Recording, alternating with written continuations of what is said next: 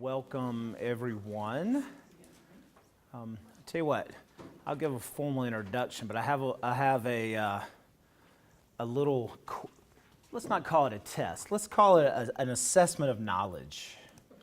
A pre-test of sorts to get started here. So, if you would, match the number with what you think it is. So, you haven't done matching since like third grade or second grade. This is your chance.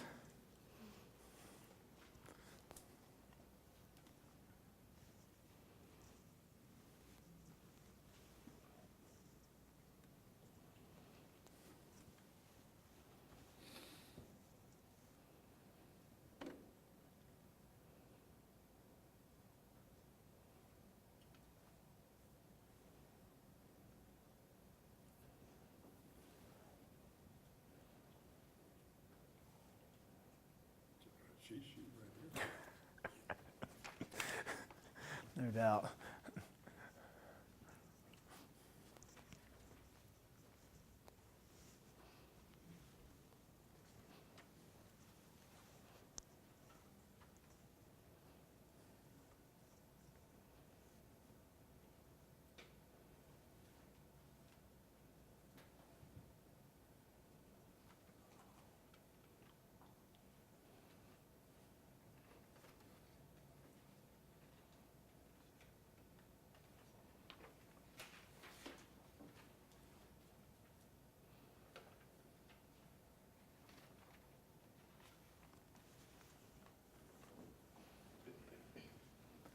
All right, about there.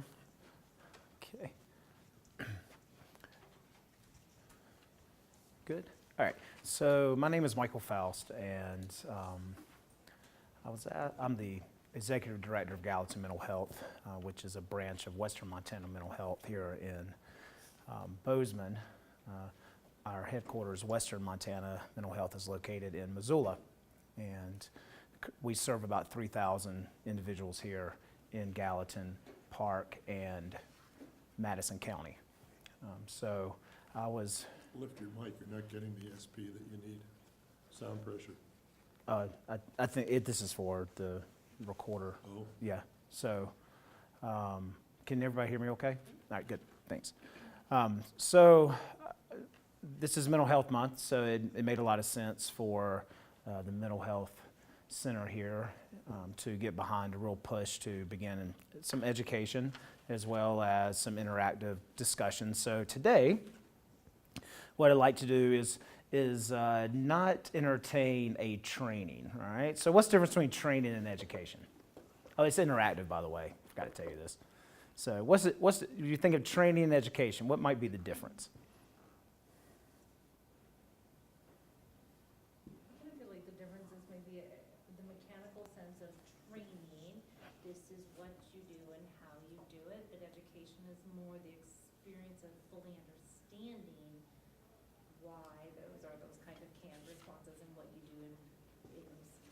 Okay, thank you. Anybody else? Yeah, you train a child, potty train them, Yeah. and there's not much explanation there in that process. Right. Right. So I'd like to make today an education. So training to me is you walk in and I say, here's how to potty train your child, or here's how to change a tire, and you should be expected to be fairly proficient when you walk out the door with that knowledge. And if you're not able to complete that task, it's probably because the trainer didn't train you well. In education, you may retain information and use it in the classroom or wherever you're meeting, but generally it's when you walk out the door, you're confronted with this information in a way that you hadn't thought about it previously. And so you bump up against it time and time again. So education should be something we take with us. It may not always be something we understand in the moment until we're confronted with it later. So the idea is in education is to raise our schema or our thinking processes to a higher level, so when we're confronted with it, we say, aha, now I know exactly what that was about. Now I'm hoping to make that happen tonight. You may go, I know all this already, and you bored me to tears. So that's possible too. You'll let me know in the end. But the goal tonight is to really have a conversation rather than try to train you. All right, so I gave you a little pre-test here. We're going to put that to the side for the moment. Feel free to ask questions, interrupt. You don't have to raise your hand, not a big deal. This is a real Socratic type conversation for me, and I hope it will be for you.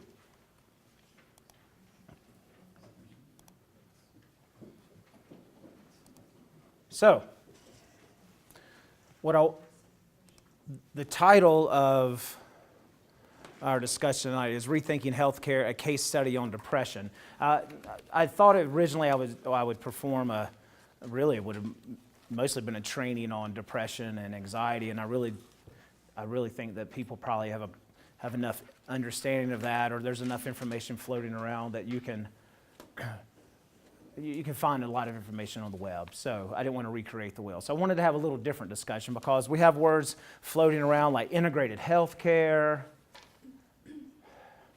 We have words like full body connectedness, thoughtfulness, these words that are floating around. And I thought, well, what's going on?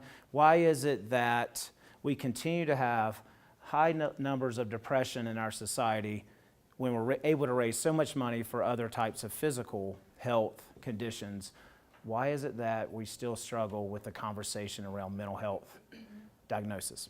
All right, so I thought we would go a little different direction tonight than just a discussion on depression and anxiety or things like that. So, some considerations.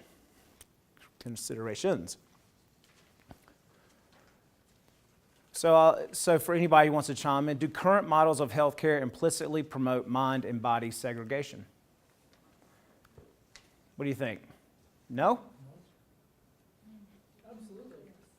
Yes? Okay. Well, let's start with no. What do you think?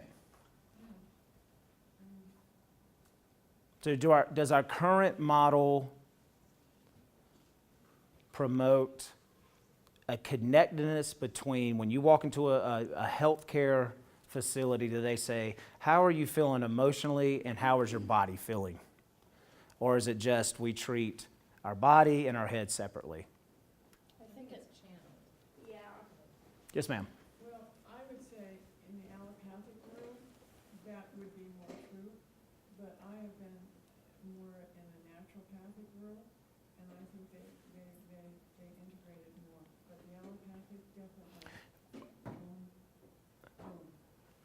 Absolutely, which most people are experiencing on the daily rather than the homeopathic type wellness. So I heard a yes or two. What do you have?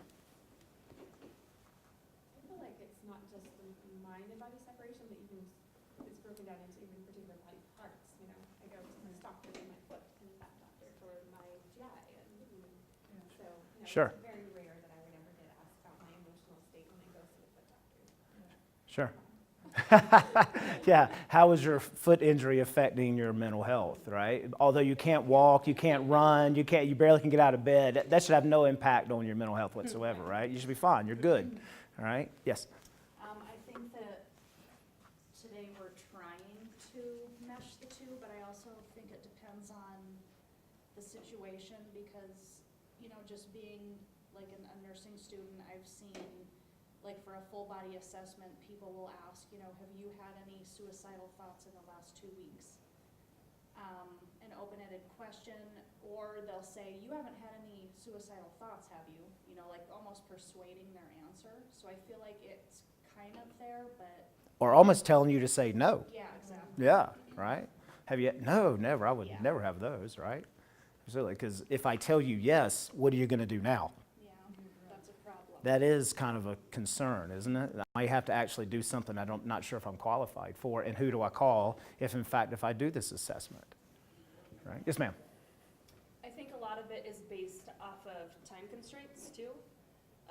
So if somebody's presenting to their primary care physician for certain symptoms or an ailment, there might not be an appropriate amount of time to discuss mental health issues or emotional issues. And in terms of like the suicide assessment, it seems to me like it's kind of a box to check. Like, okay, went through that, we're good, move on to the next thing. Right. And just kind of in a systematic approach. So I think that that's one of the barriers is limited time. Okay, so time is a barrier. Okay, yeah. And how serious do we take making time for this, right? Absolutely. Not just seriously, but there's also the reimbursement issue that's connected with that timing. So if you go in for, an annual exam versus a focused exam, even though it's another system, so yeah, it might be a 3-system checkup versus a 2-system checkup.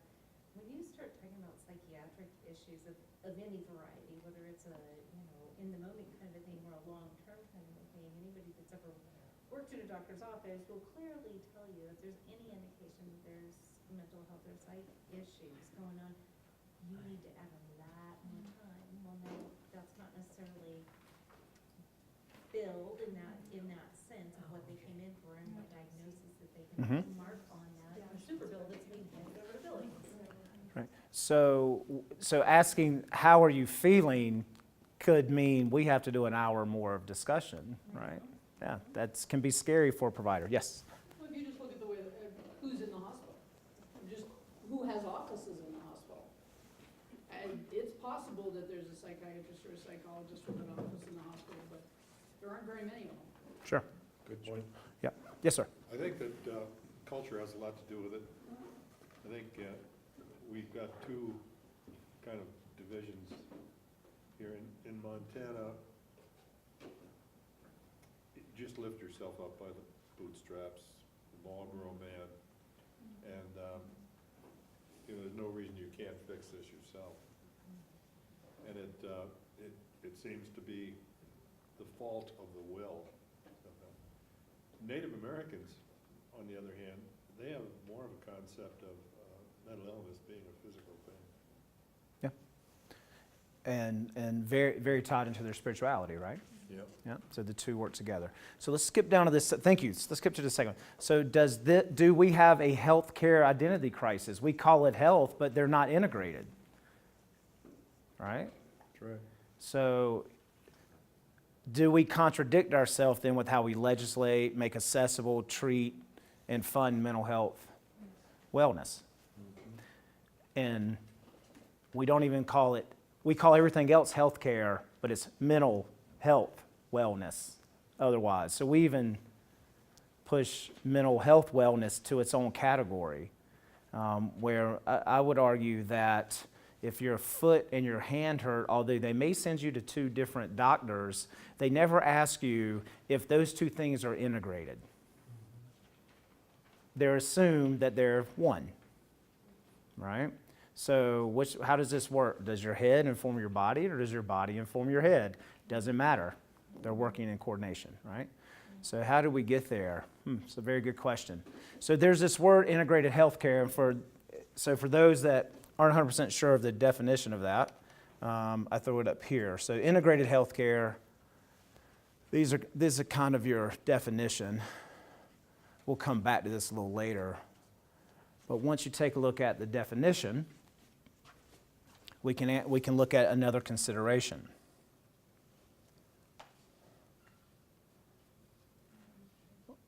Which is integrated healthcare a strategy, a tactic, or a vision?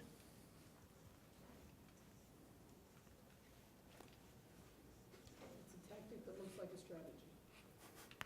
Okay. Can you explain that a little bit more? Well, it's not a vision because it's not how it should be. It's a way to get there. Okay. But it tends to be treated as the way to get there instead of one way to get there. Okay. Or a start on the road. Almost the whole. It's being Right. treated as the whole, right? It's the end game. All right. Other thoughts? Thank you.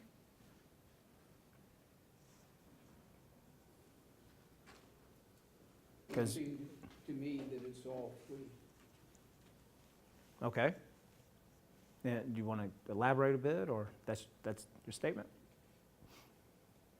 What did you say? I couldn't hear. It's all three. It's, Oh, it's all you know, it's part of a plan, and in cases where it's not being implemented for some healthcare professionals, it would still remain a vision,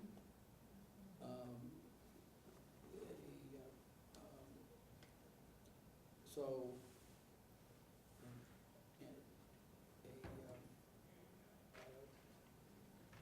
so I see it as all three, and, you know, depending where the,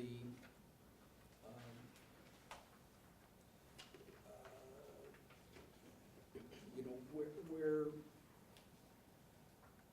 you know, whether you're an educator, healthcare educator, or you're on the front lines dealing with people, or you're allocating funding or administration, a strategy and a tactic is ends to a means to an end. You know, if you want to implement something, but you have not yet received funding or authorization, then I would argue it remains a vision. Sure, Yeah. sure. Yeah. So if, let's say it's been decided that we're going to go this way and we're willing to implement it, that's a good point. Because we've arrived here. We currently have arrived at this as a model of where people believe we should be moving towards as a vision of how we interact with one another in the healthcare system. Well stated. I think we've arrived. So it would seem, in my opinion, given we've arrived at this conversation, that it particularly could be just a strategy or a tactic. Because I believe that if we stop just at integration, we may miss the mark.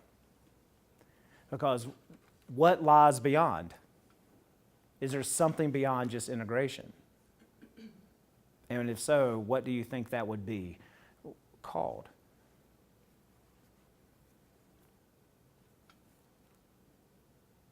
If there's something beyond integrated healthcare, what is it? Wellness healthcare? Wellness healthcare? Preventative. Preventative? Complete. Holistic. Holistic? So write whatever you think it is down. Whatever you think lies beyond. Because integrated just says, hey, you know what? We've left something out, right? So it's a justice conversation for your head. We've left the head out of wellness, and now we're trying to figure out how to integrate it back into it when it was there all along. It never went away. We were just discriminating against it because our practice of psychology has been discriminatory. We've stigmatized, we've criticized, we've judged, we've legislated people out of the healthcare system holistically because of their mental health status, because we largely say that the individual has a flaw. So it's a moral conversation. There are some people who, and this would be true if you followed the medical model, but there are other models of, Sure. yeah, Yeah, we're rooted in a pretty strong medical model. Yeah. Would you agree? yeah. Yeah. So I know there are other models, and I'm not suggesting there aren't, or there. I'm arguing that we should be moving maybe towards those other models, and the limitation of integration will not be a full vision of completeness or comprehensive or holistic.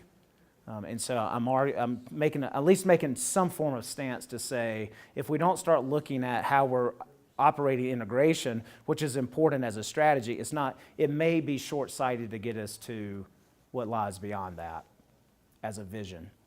Okay?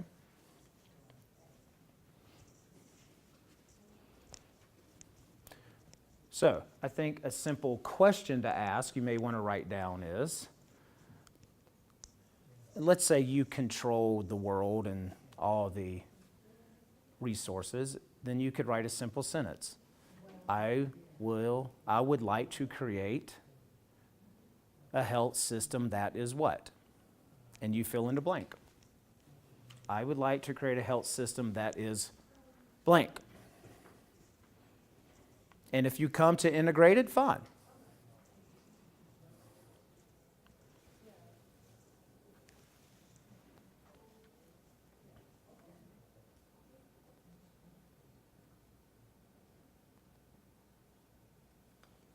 You know, I think it'd be a mistake if we just think of this by, you know, as present providers being the sole determinant of what kind of a model you're going to have, because there are cultural factors outside of the medical providers Sure. that are working on this. Right. Policy, how these needs are provided for in policy. Sure. Whether you're a Native American who feel that there is that a mental illness is a physical illness. And, all of the elements of culture that. Mhm. Yeah, absolutely, and that's why I want to put this up here, so we have that very conversation. Has integration sold us short, not because it's a poor strategy, it is a good strategy. It just cannot be the whole. Yeah. And so that's why I wanted to have that conversation. And so I wanted to bump it up against depression and, let's say, cancer, right? As to how we segregate ourselves from two very important pieces of health, the two most difficult pieces of health that we're managing around the world, and what those look like as a result of how we choose to participate in caring for each other through those. Did you have a question? I was just gonna say, the measure is how, to me, is how effective it is. And effective is translated into what are the numbers? Are we making progress? Are we making significant progress? And if we're not, then, we're not achieving our objective. And if you're contrasting with cancer and saying, one, we're reducing the rate, and saying in the other, we're seeing the rate escalate. And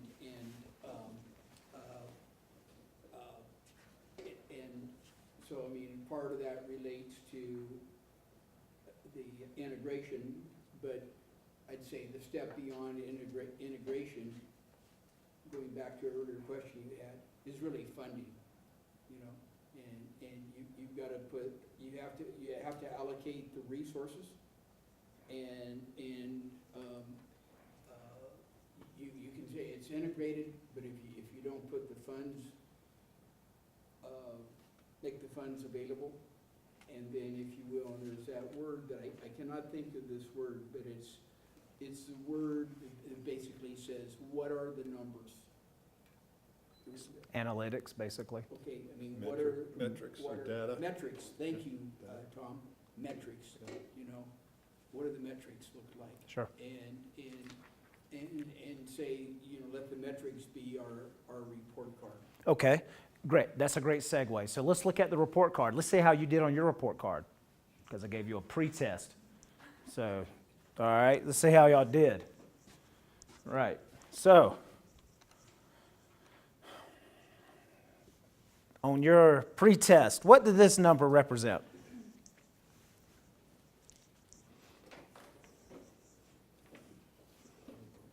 Do I need to pull the pre-test back up? How am I going to split screen this is what I should have done. All right. So here we go. See if I can remember what they are. Test the educator. All right, so 1,735,350. What does that represent?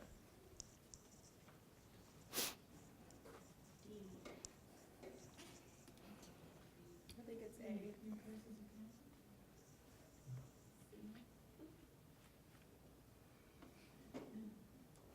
Anybody else? Okay. B, there you go. B, new cases of cancer each year in the U.S.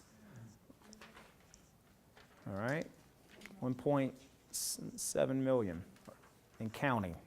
All right, so 44,965. A little louder. D. Correct.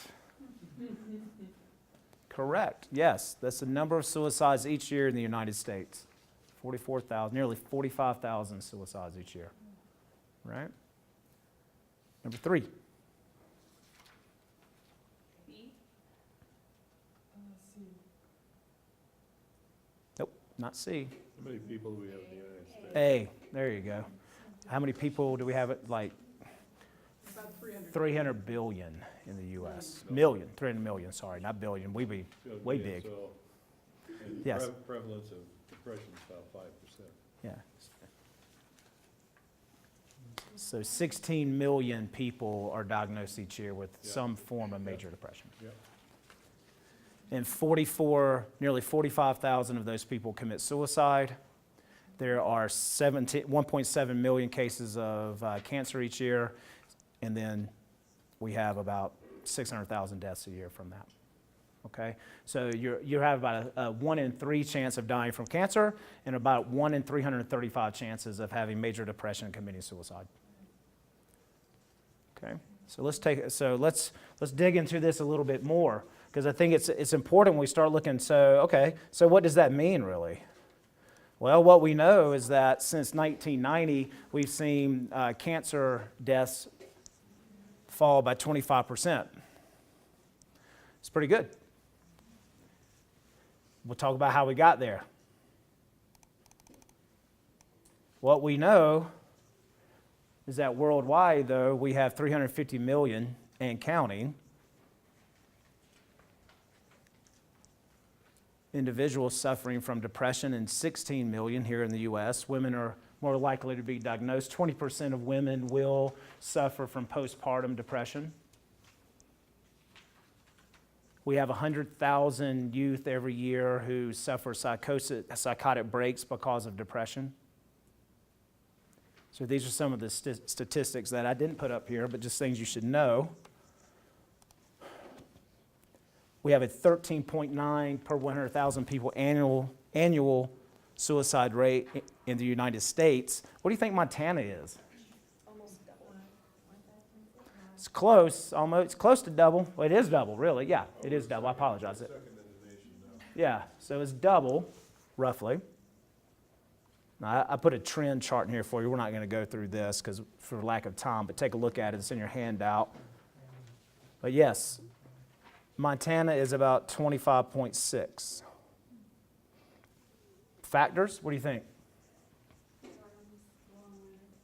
Long, cold winters. Rural isolation. Resources. Altitude, resources. All right, so Access to firearms. firearms. Right. So what we know is that most people will attempt suicide through, what did we learn the other day, Tom? Through overdose. But that will, about 10 to 15% actually complete.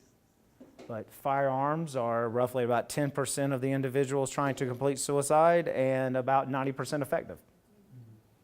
And so when you look at the number of individuals that live here, you have a majority of white males in middle age, and they're beyond teens and the elderly. They are a large population of suicidal completion. Most of them are men. Yeah, the completion rate is high for that population. They may not be attempting as much, but the completion rate is highest because they use firearms most often. Okay. And then altitude, vitamin D, things I've learned since being here, 3,500 feet of altitude, higher rates of suicide across the world.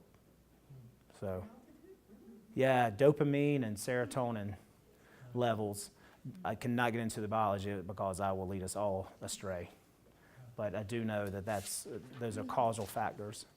And then there's not enough vitamin D here at the angle of the sun, especially during the winter. And I'm not a meteorologist, so I cannot explain that to you either. I just know that to be a causal factor. Okay?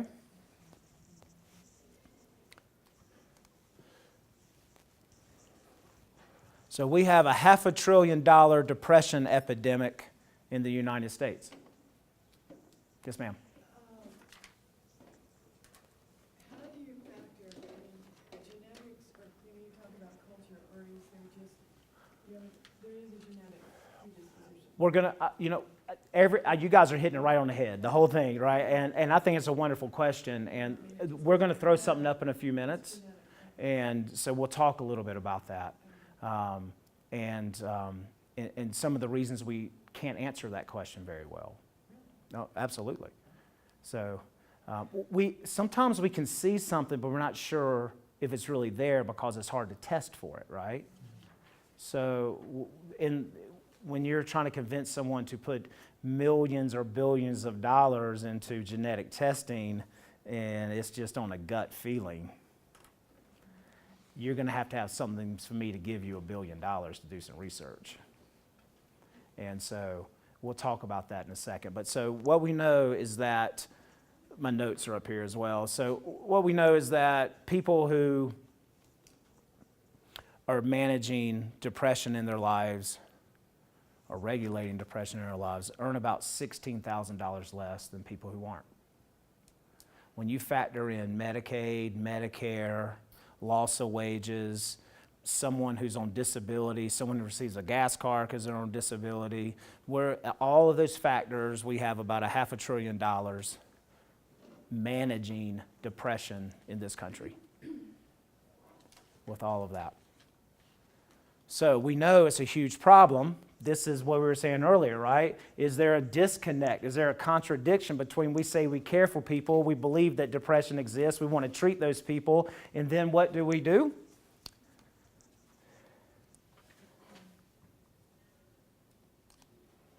Not very much.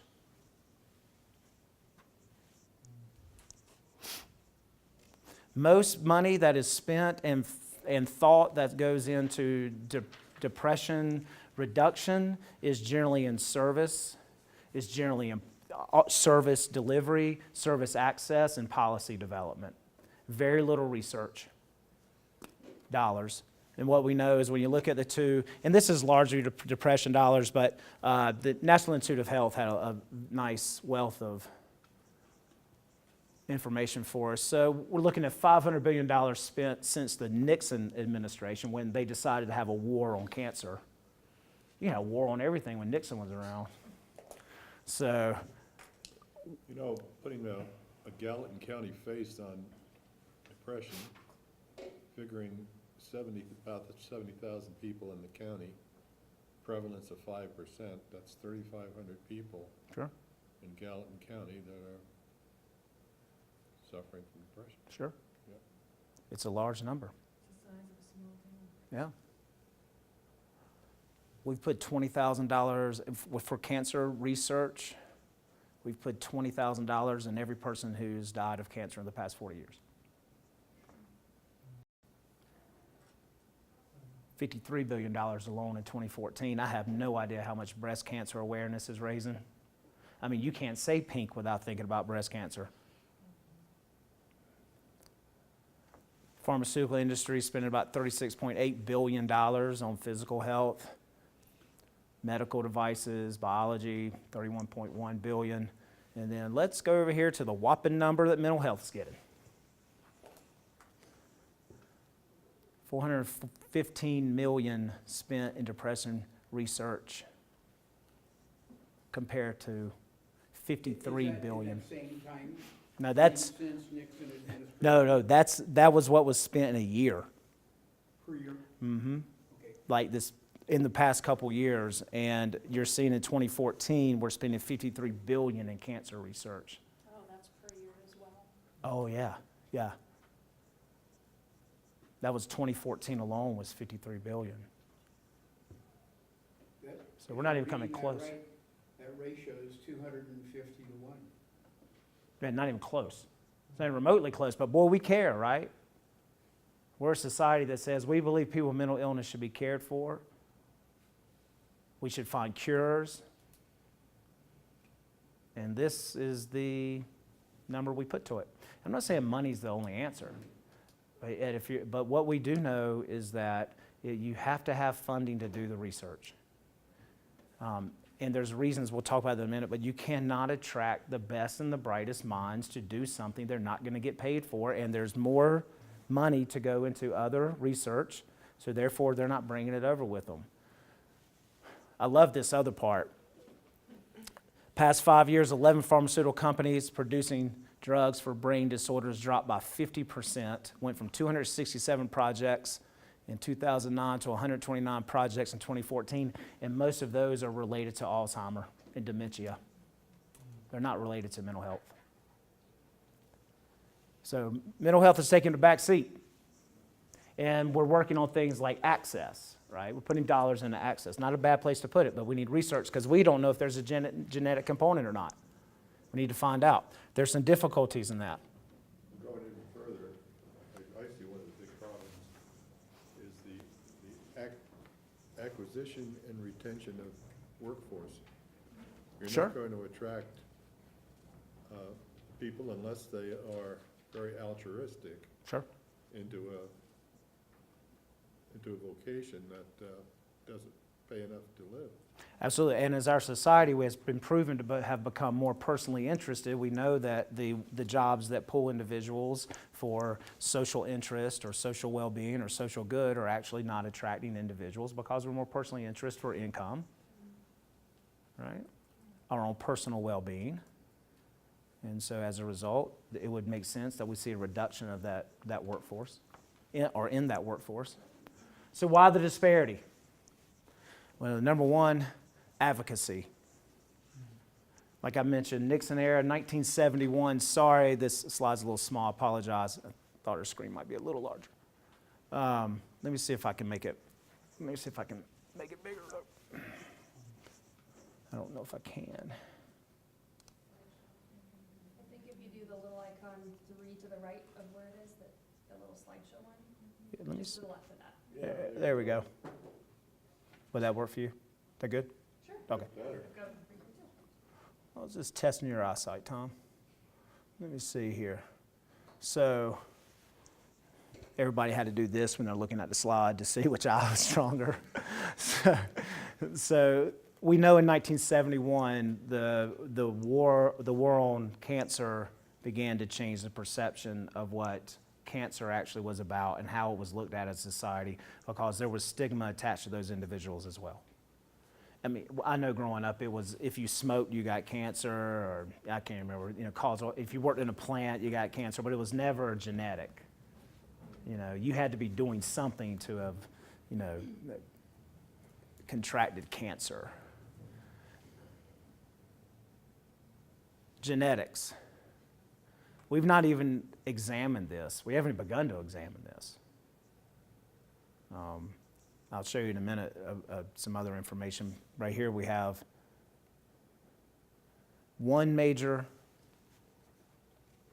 study in mental health and depression led to one genetic finding compared to what we know is cancer research has just exploded in this area. I mean, I have no idea what that number is, but we know it's a lot because you hear about it all the time, right?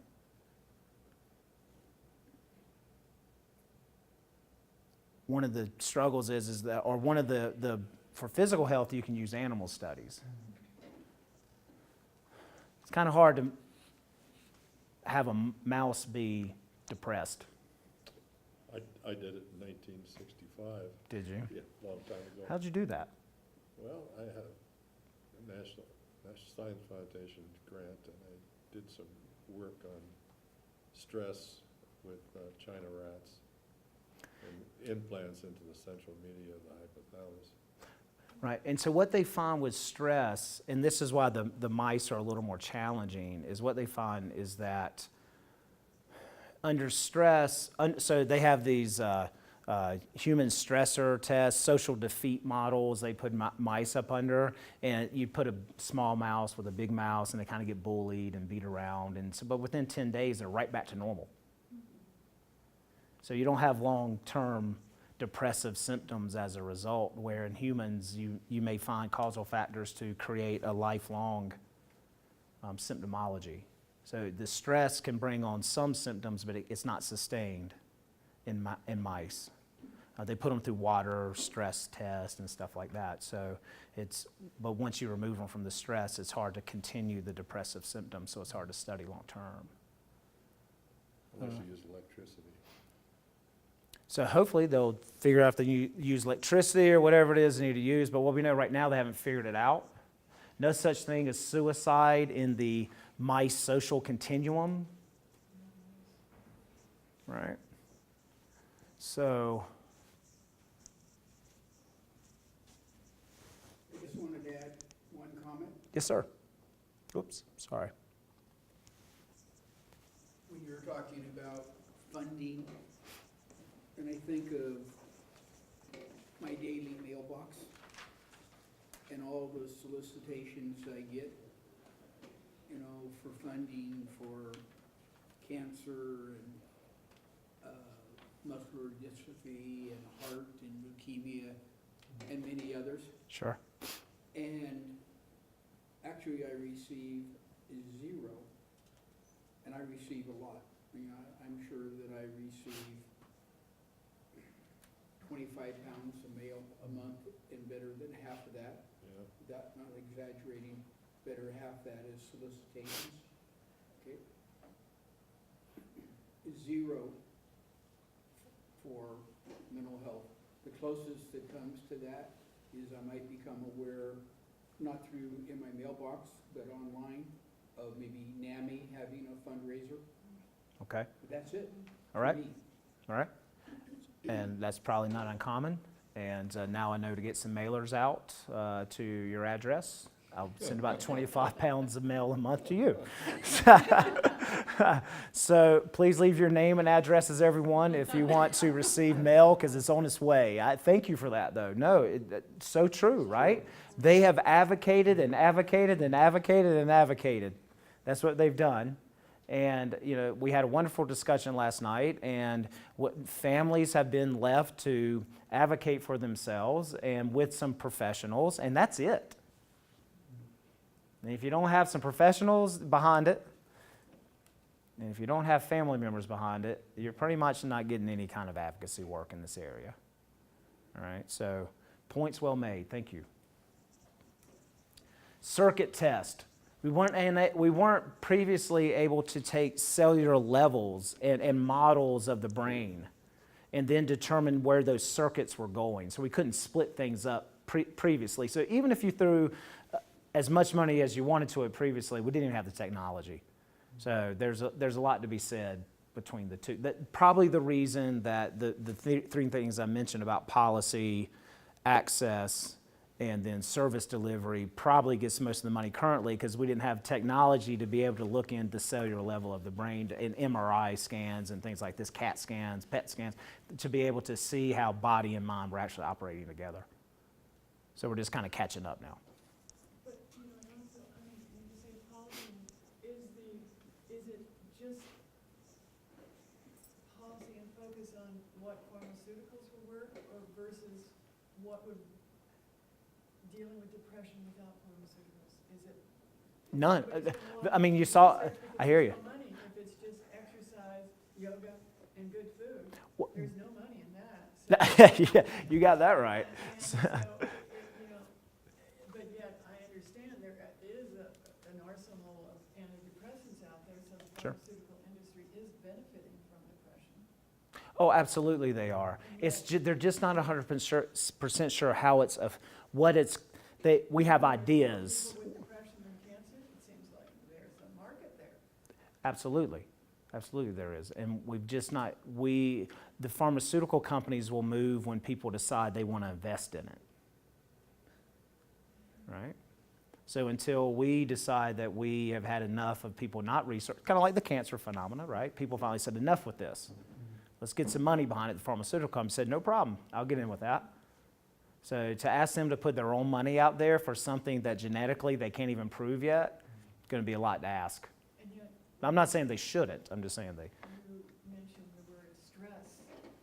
I think that's increased dramatically in our culture, in our country, in the last, Yeah. I think there's, I look around, there's a lot more stress. Yeah, I don't know. I'm not here to say if working in a factory in 1891 with been over all day, turning a widget all day for about 20 hours a day, and getting no rest with no food and no water, and going back and doing it again is less stressful than now. So I would argue that. There's more mental stress because we got a whole world. So I'm not sure if we're under more duress or we just understand it better. And that's it, from a more Right. knowledgeable level. Absolutely. That's a fact. right. So then we're able to see it. Factory, you didn't have anything to compare. Now you can go on your device and compare it. Exactly. So we have more comparison. Yes, ma'am. Kind of skipping over a part of the conversation here in my mind. Okay. Or maybe I'm missing it, and you can help me get on the right path. But, so we're talking about this number of people with depression, but of those, how many are medicated? We have pharmaceuticals that help depression. I mean, yes, there's other things that are very well known to help depression, the exercise, the good eating, the decent sleep, all of those kinds of things. But what we're not really addressing is mental health or mental illness, if we just want to call it kind of really with the worrisome pieces, right? We're not worried about people that are mentally healthy at this point. The folks that are struggling and facing all of these issues, it's much more than depression. I mean, all of the bipolar disorder, the schizophrenia, these young men having psychotic breaks that, Right. what are the other things? Right. Well, depression has such a large number attached to it, I can actually make a comparison, right? And if I start trying, and with the number of suicides attributed to it, no doubt. I mean, it's all about health and wellness, right? I could make an argument for how we, at the most, when we know people are dying, we know people are attempting to die, we know that it's costing us $500 billion a year, this one specific mental health issue, and we are putting this little effort into it. I mean, the rest just goes to be said. We're not even lifting a finger for the rest of it, right? So what we know the medications do, see, cancer is looking for a cure.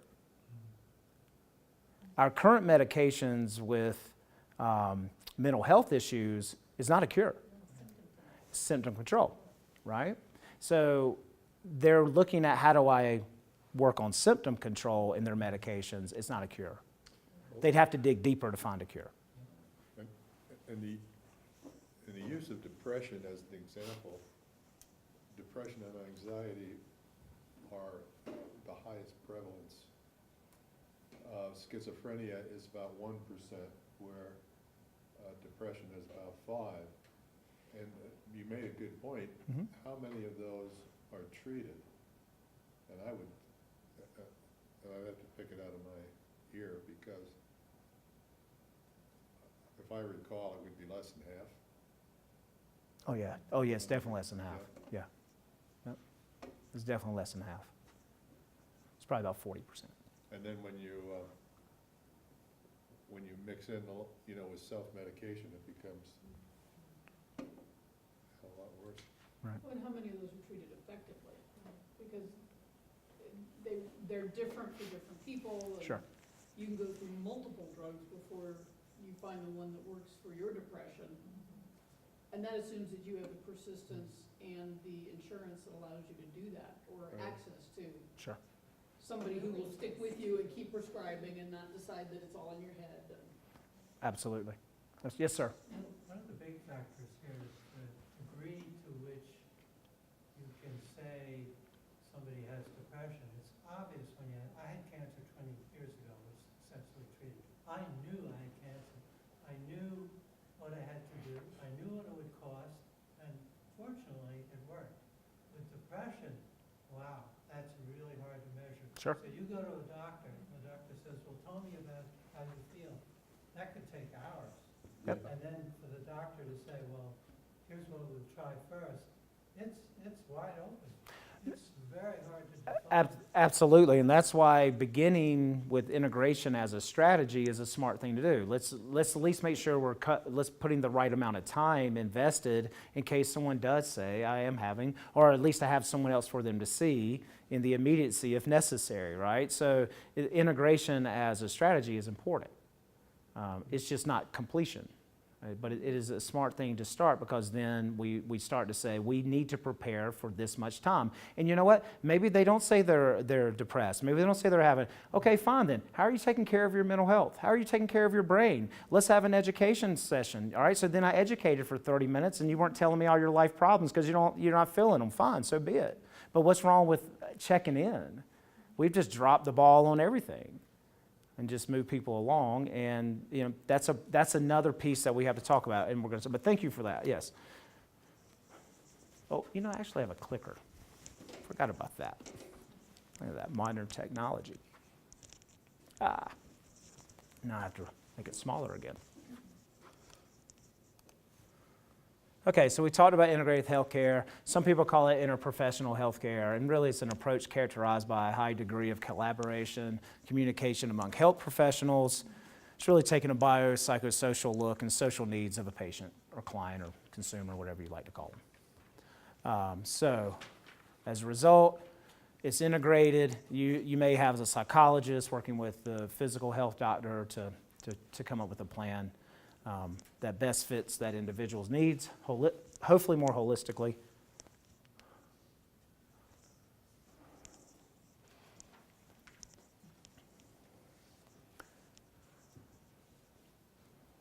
So basically, you're focusing on coordination. It's not necessarily saying if you walk in a room that the person you're talking to should have education on both.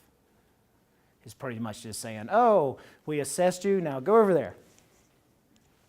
I think such key components, so before you can even get to that point, I mean, there has to be more resource awareness, clearly. I mean, there's resources in this town that most of us are not even aware of, and even though I'm out in it every single day, Sure. I learn about new stuff all the time.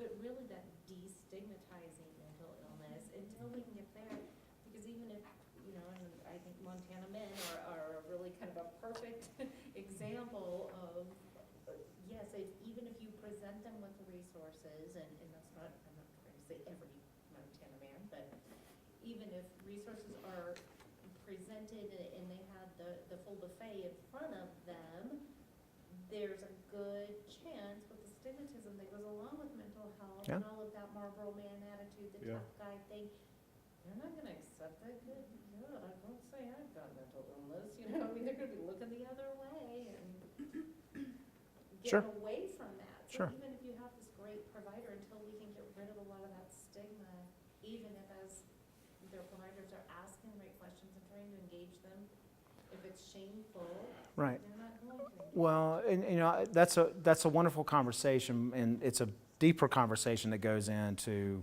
pieces of how, when you look at what we consider integration right now, is limited. That's what you're talking about. Because right now we're just talking about going to an appointment and we're trying to integrate mental health and healthcare when it should have always been integrated, but it's not talking about these other factors. Tom mentioned them, now you're bringing them up too, right? So, and we use words like recovery, mental health recovery. What am I recovering from? This is who I am. You're telling me to recover from myself? That doesn't make sense. So how do I love myself when everyone's saying almost rid yourself of you? So I struggle with the word recovery. I don't know what the new word should be, but I'm just throwing it out there to be provocative that maybe recovery is not a very good word, because then we're telling someone specifically, just like integration, that there's something going on that isn't tied together and shouldn't be looked at together as you, as a whole human being. And I can't love myself fully when I walk around saying I'm in recovery. From what? I'm regulating symptoms? Yes. I'm loving myself? Yes. Reducing pain? I'm reducing pain, absolutely. And improving quality of life. Improving quality of life, but I'm not recovering. Because that means I had something that I should have controlled to begin with, or something was thrust upon me, and so therefore you can judge me for it. And we're selling that to people. A good analogy would be type Exactly. 1 and 2 diabetes. Same, yes. Yeah, in diabetes, chances are very good that it's inherited, 1. And 2, you're not going to cure it, but you can live with it. Sure. And living with it well is, you're in recovery, but you'll never cure it. Sure. And it's the same thing with most mental illnesses. And people still think that type 1 diabetics was some sort of malfunction of personal behavior, when we know good or well is autoimmune. Yeah.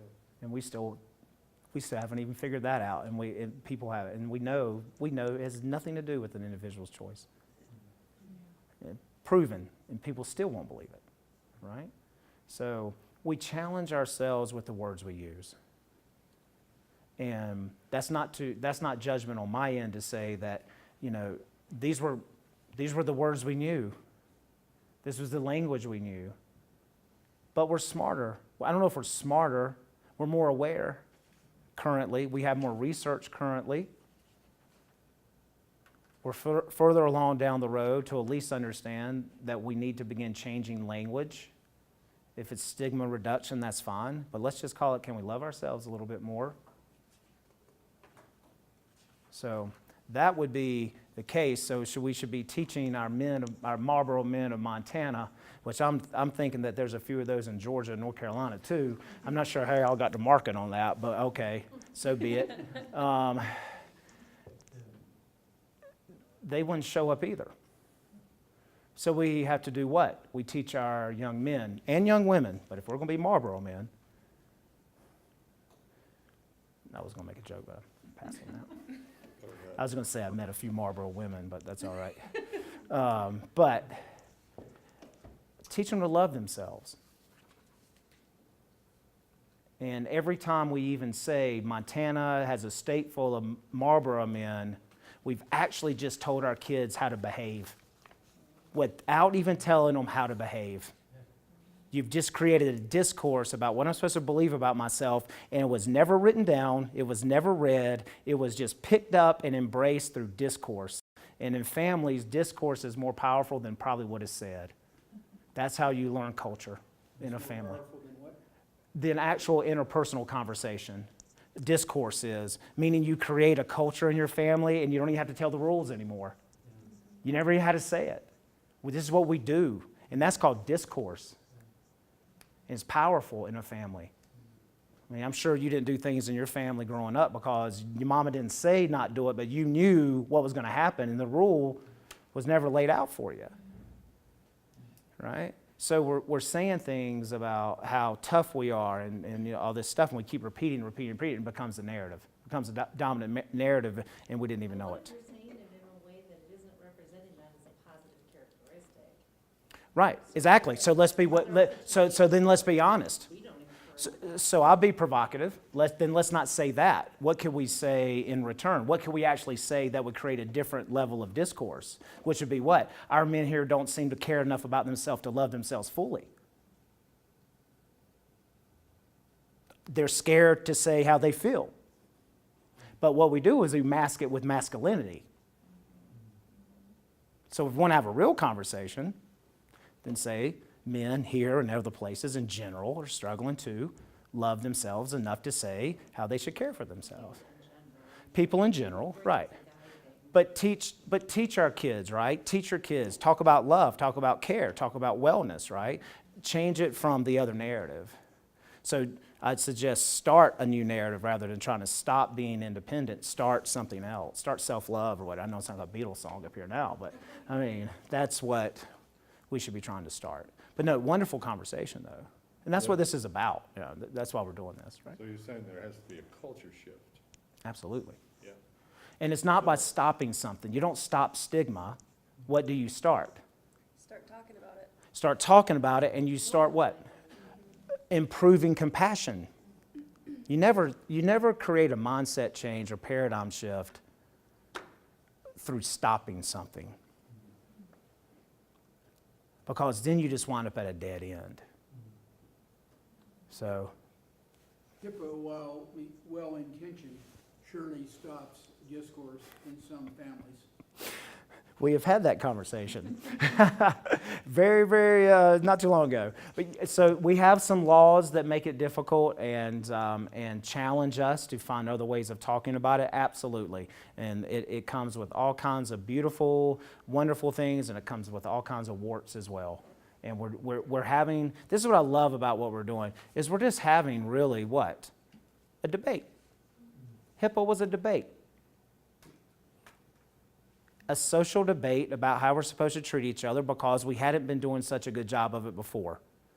And so maybe we missed something in it, right? So in another decade, we'll probably come back and what? Debate it again and see things written differently. But it was the beginning of a discussion that says all people have a right to confidentiality and all these other things, right? And maybe it was wrong in some respects, right? So for me, it was the beginning of a discussion, and we're not even close to the end of the discussion. Not even close, right? So other places, other countries have moved more to what they want to call health management models when we want to get what lies beyond integration, right? So this is exactly what you were talking about. It looks at comprehensive, system-focused healthcare, social care, and welfare that moves into the, I'll show you another slide here. I'll tell you what it moves into because you can read it just as good as I can. Oops. Oh. Or not. Or not. Or not.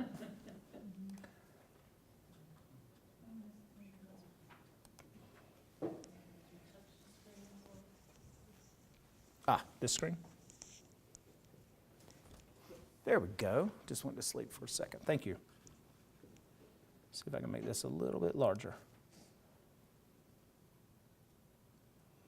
So what other countries are going to, which I think is pretty, I'm trying to make it big enough. Let's go with that. I like what this piece I was reading.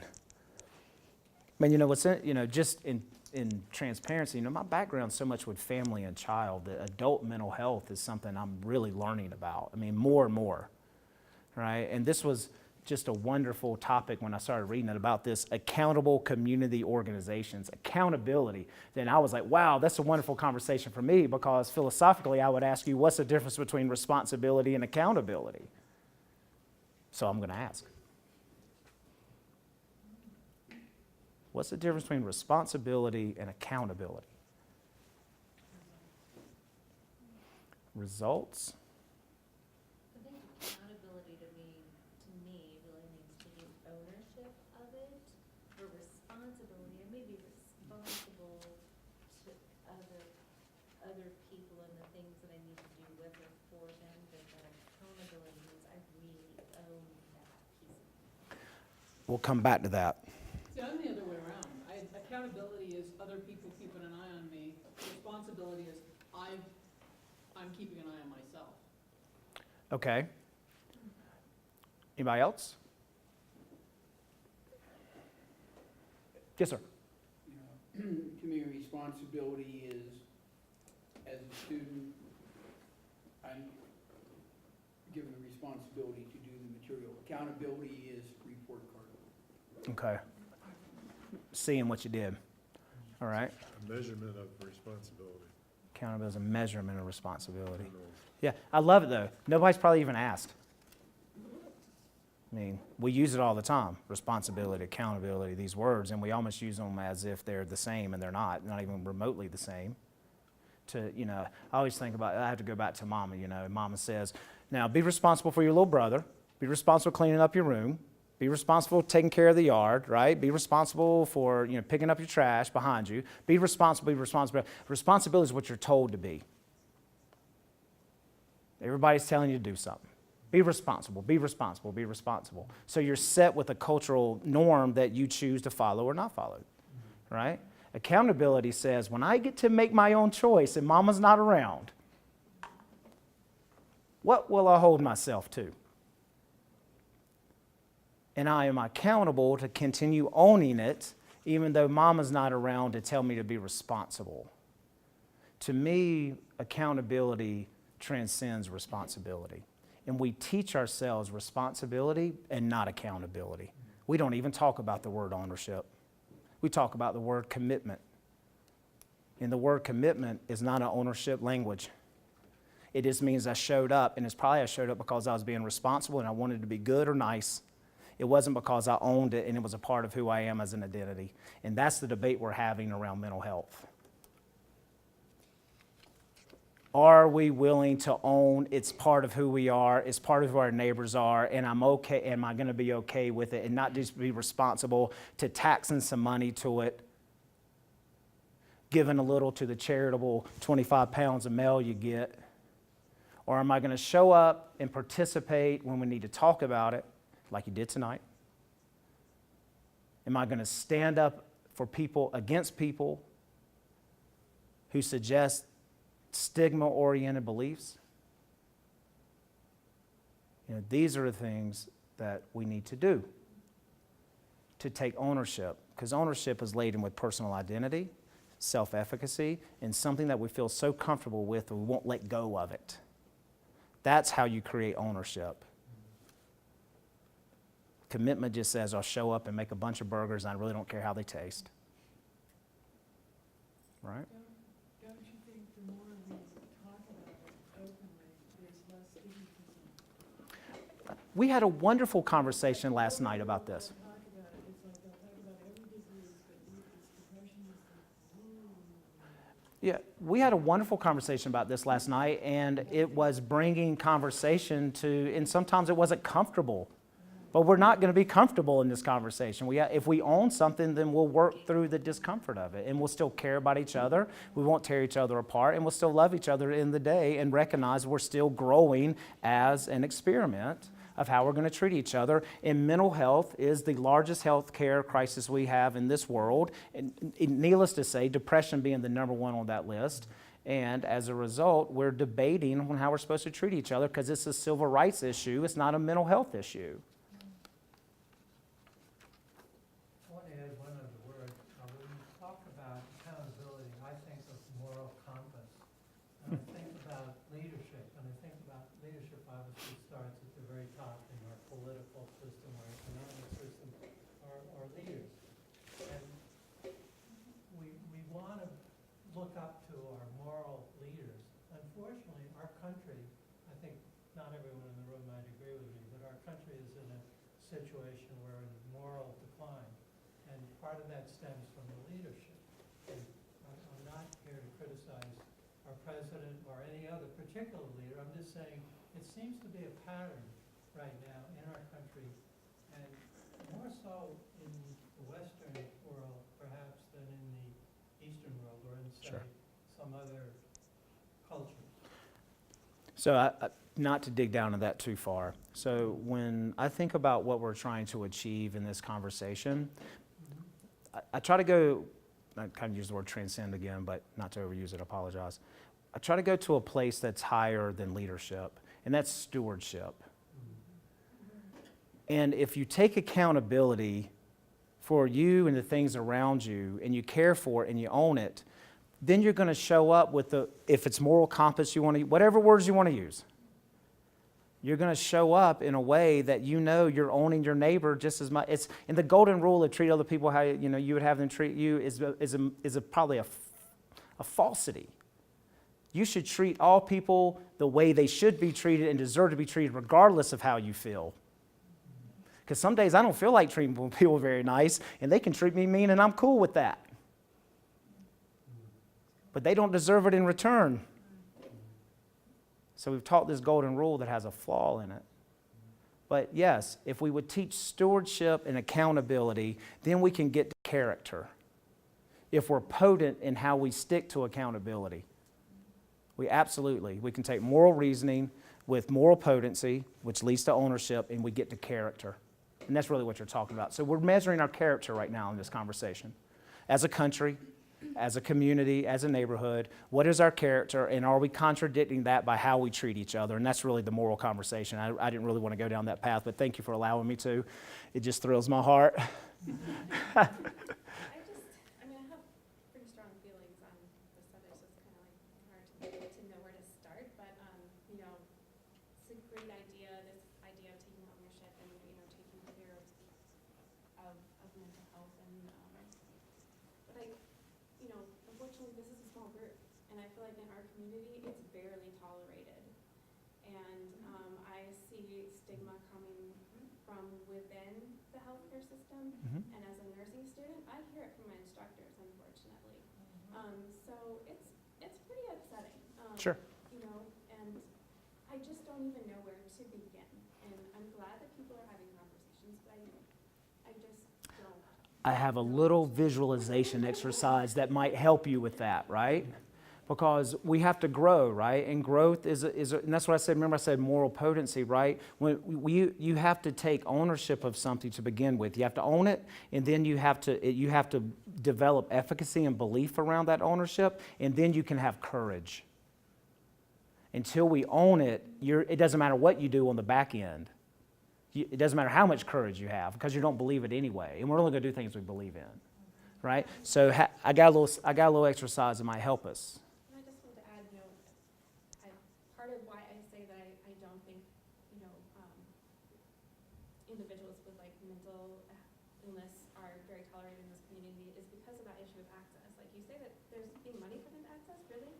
I mean, what has happened to our mental health crisis support in this community in the past year? It's not getting better. It's gotten a lot worse, unfortunately. So here's the thing. We have to educate ourselves as to what's true and not true. We have to educate ourselves to be able to ask a question. And often we're predisposed and wired to tell how we feel, and that a lot of people get upset with me about this, but we're not going to feel our way through this. We're going to think our way through it. So the question becomes, emoting and feeling's wonderful. I think it's important. The next question is, now what? Right? And the now what comes with a question. So we have to say, if I believe crisis intervention has gotten worse, then I have to, if I'm courageous enough to make that statement and not know how to use technology. Apparently I did. So we have to be able to ask a question of what's occurring then, right? Well, I see cuts in funding is what I'm seeing. Okay. Particularly Medicaid. Right, exactly. And so then what do we have the courage to do as a result, right? And you're taking that leap of ownership of some result. You're here to some degree for some reason. So then what do you do next, right? So what can you believe in? All right, so I want to keep us moving because I'm over time and I'll get like a Southern Baptist preacher and could be here long past dinner time, so I'm sorry. But so let's talk about this a little bit, because I think that's a wonderful question. So just quickly, what other countries are looking at in these accountable community organizations, and thank you for entertaining that conversation, and then bringing, what do we do? Then what do we do? We need governance agreements. We have to have multiple actors. We have to have multiple MOUs and agreements between organizations. We have to have decision makers at the table. We're doing that here currently. You may not know that, but we are. Right? So we have to have agreements between organizations to begin to really move an accountability forward, and you have to have priorities, strategy, and hold true to something you know. In fact, if someone violates it, then they can't participate, or they have to get back in line. Community engagement. We must ask people what they want and what they need. We are not here to do to people. We're here to do with them, and we don't know what to do with them unless they're telling us how and what they need. And we're not asking. We just think we know what it is and we go do. I know what helps you. I'm the professional here. Let me do it for you. How are you professional here in Bozeman? I'm the executive director of Gallatin Mental Health Center. We must look at experimental payment sources. That gets into what you talked about, Medicaid, and other people brought this up too. We must be able to look at different ways. We need to get HIPAA to be portable. We actually have to get our records to move from place to place with the client. It's not even remotely portable. It's not even close. It's been a disaster. And so that needs to be, and then we need to be able to measure with data and have scalable programs and replicable replication. Okay? So that's what other countries are looking at. Right now, we're very siloed, very one-dimensional organization, and integration is only internal to our own organization. It's not looking at broadening the continuum and partnering. All right, so just quickly, and maybe you can figure out what it is you want to do. All right? I'm not here to figure it out tonight, boy, because we could do another one on this. It'd be fun. Right? So the strength of our most beautiful self is our body and our mind connectedness. That's the creativity of ourselves. That lets us know one is telling the other what's going on, and they're both working together, right? So let's take a moment to creatively talk about ourselves as fully connected. Imagine that. All right. So I was going to do a visual exercise, but we're short on time, so we'll just write it down. If your body could talk, what would it say about how you were treating it? Write it down. What would it say to you? Great job. Maybe you need to pick up that exercise ball a little bit more. It is not a clothes hamper.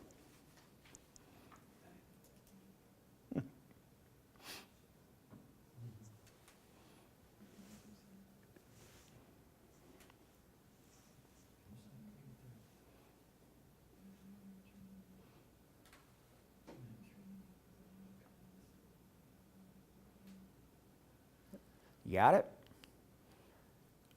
What will your body say to you about how you are caring for your brain? Do you even think about it?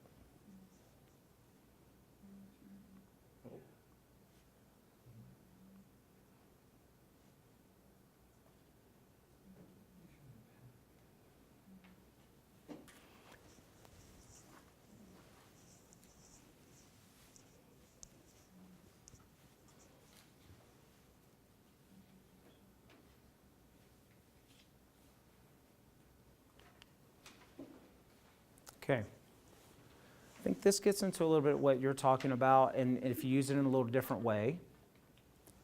What allows me to feel powerful in the care of my mind and body to create my most beautiful self? And I think this gets to your question a little bit.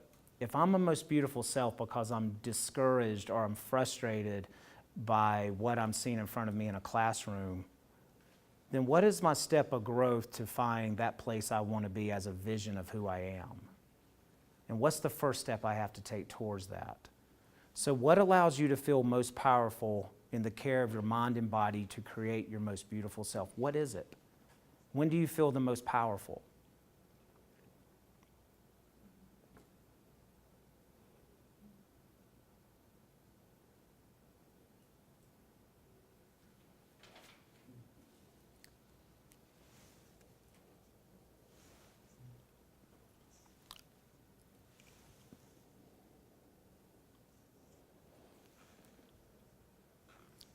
We are predisposed because of how we've been taught to think about the don't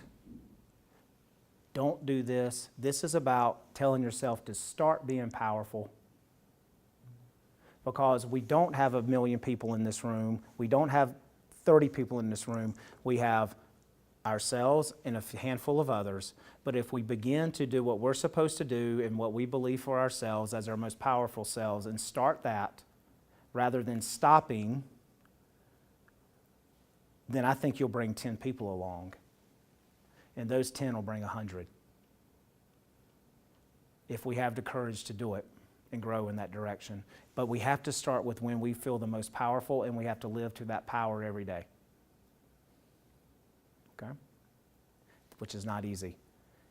When you walk into a healthcare setting, in what ways and situations do I feel most powerful to share my most beautiful self? And that means all the things that make me beautiful and all the things I don't think make me beautiful. It could be mental, it could be physical, it could be whatever. I have to be able to share those in a way where my healthcare person begins to take accountability for those things.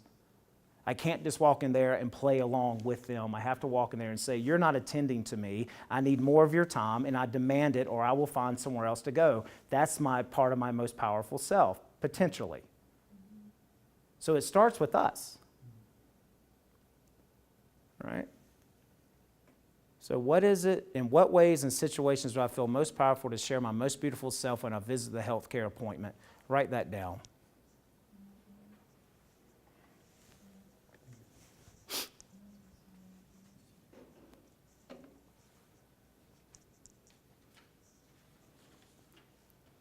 How do you need to act? What do you need to say? What information do you need to offer? And how do you have to be courageous if necessary? That's what you should be thinking about every time before you walk in to talk to a healthcare provider.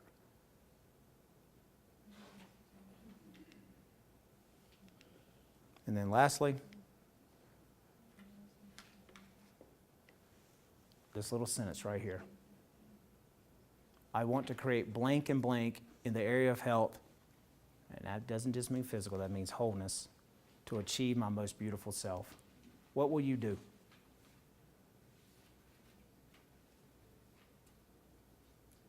What is your vision?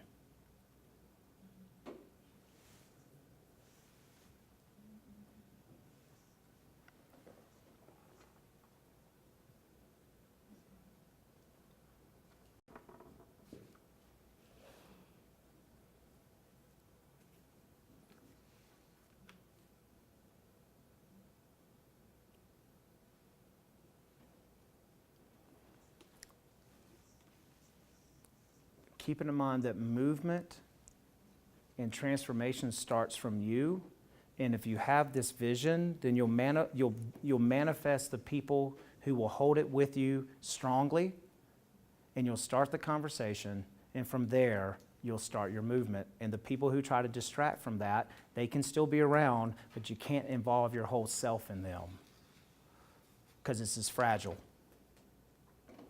So you have to have a vision for yourself. And then the last thing I'm going to ask before we go is, because we're not going to legislate policy this thing out of existence. It's going to start within us, and we're going to move it out of the way. So the last thing is, what is the one thing you believe you can accomplish during your next healthcare visit to make sure that both your mind, brain, and body and emotions are all taken care of? It might be something you just want to start tomorrow, I don't know. But you need to write an intention statement, and that's like, during my next healthcare visit, I intend to blank.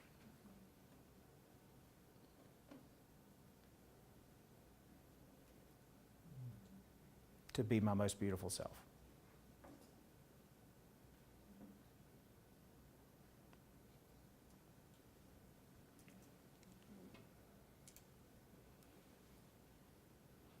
I'm long on time. I apologize.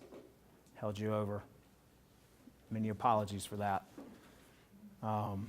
So we'll have another discussion on how you manifest this stuff if you want to. So we had another half hour, 40 minutes. I was told 5:30, so they're going to start playing the exit music and bring the cane out in a second. So probably need any questions, thoughts. Well, this is it's going to be a pretty long process, and we got people hurting out there that we've got to take care of. Yep. Quicker than this. And this is a cultural shift, and it's a shift in the components of culture, that is individuals, and it goes back to almost maturation stage of development. Sure. So I think it's very achievable. Yeah. But not in this century. Yeah, it's going to be a challenge, right? Yeah. This is, and as the Kennedys say, we don't do things because they're easy, No. right? So we're not here because it's easy, And if we don't start, it won't happen. right? And if we don't believe in it, we have no hope. People say if you don't have hope, you don't believe. I say it the other way around. If you don't believe in it, you're not going to hope. There's no hope. And I believe we're there. So any other questions? Thoughts? Okay. Yes, sir. Question. Yes, sir. What other area of healthcare, different from mental illness,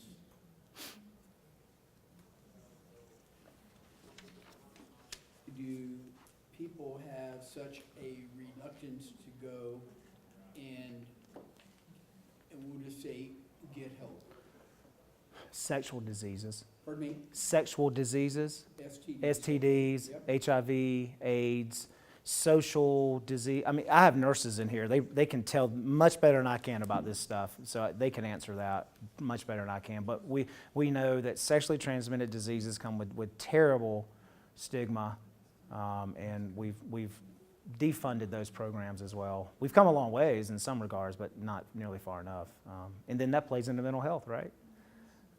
I don't know. Maybe you guys know others. Other than, any others in addition to STDs?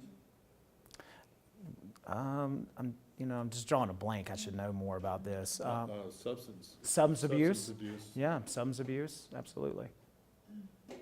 Those are two big And, ones. and there's a good example, it was about 6 years ago, maybe 10, the state commissioned Minkoff and Klein, two Harvard man and wife, that specialize in the treatment of co-occurring disorders. Right. They came out here and they said you can't treat them in silos. You can't treat the alcoholism and then send them across the street to treat the mental illness. They gotta be treated at the same place. Sure. And there were people in the community that were designated as change agents to help that happen. And I happen to be one of them, and it hasn't happened. And the state isn't funding it that way. Right. So going back, and I just need to wrap up is what it is. So it's a good conversation. I hope we can continue in another forum in the future. And I appreciate everybody's patience. But we do need to start with where probably cancer started, and that's advocacy, advocacy, advocacy, while understanding ourselves what it is we want. Because if we're advocating, we don't know what we believe in, then it's pointless to even begin the conversation. So that's why I gave you those exercises so you know what to believe in. Thank you for your patience. I apologize for running late. So thank you all so much.